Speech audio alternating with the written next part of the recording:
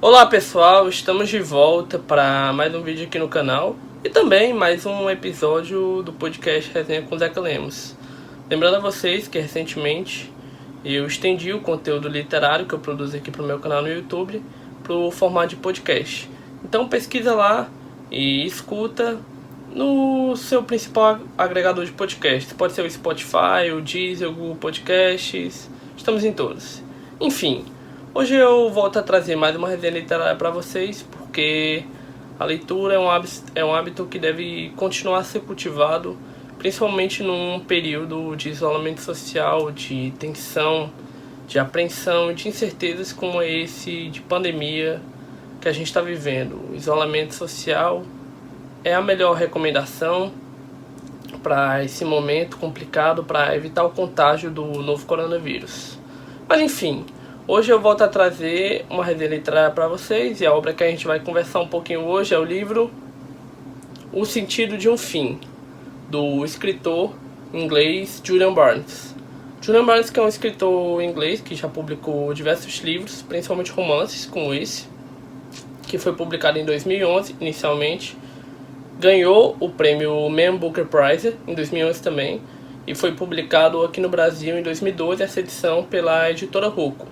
É um romance de memórias narrado em primeira pessoa que acompanha o protagonista Tony Webster, que é um historiador já aposentado, que já tem seus 60 e poucos anos, que tem um convite a revisitar o seu passado, tem um convite a revisitar os fatos da sua história, quando ele recebe uma herança inesperada de um diário de um grande amigo seu no tempo da adolescência, que ele e as outras pessoas consideravam muito brilhante, muito inteligente, que se destacava muito, Adrian Finn, que se suicidou jovem, ainda com 22 anos. Devido a essa herança, ele acaba tendo que retomar o contato com uma antiga namorada da adolescência dele, que no caso foi sua primeira namorada, chamada Verônica. E é um livro interessante porque é uma leitura fácil, é uma leitura leve e é um livro curto. Então, de início, ele parece um mero entretenimento. De início, a gente vê ele como um livro para passar o tempo. Mas com o passar do livro, à medida que a gente vai vendo as reflexões dele, os modos como ele revisita o passado, as coisas que ele lembra, a gente começa a refletir junto com ele das decisões que ele tomou, das escolhas que ele tomou e da leitura que ele faz dos fatos. É muito interessante porque O Sentido de um Fim é um livro que trata a memória de uma maneira que eu me identifiquei muito. Eu enxergo muita recordação, a lembrança dessa maneira, como algo fragmentado, como algo disperso, como algo que acaba se perdendo diante do tempo. À medida que a gente vai crescendo, à medida que a gente vai envelhecendo, a gente vai lembrando das coisas de maneira diferente. Hoje eu tenho uma recordação determinada de um momento que eu vivi ano passado. Daqui a 10 anos eu vou lembrar desse momento de uma outra maneira. Por quê?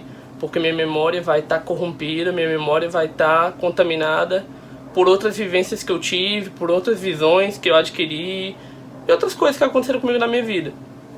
E à medida que ele vai refletindo, que ele vai tentando recordar, que ele vai tentando reconstruir o passado à medida que ele lembra dos fatos, é interessante porque a gente embarca nessa aventura junto com ele. A gente passa a querer saber o que aconteceu e de como aconteceu.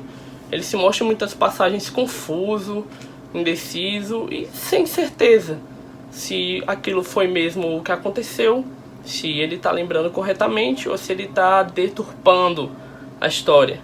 E isso se dá tanto no monólogo dele interior, a partir das recordações dos fatos, dos acontecimentos, como pelos conflitos que se constroem nos diálogos do livro, que são muito bons, deles com os outros personagens.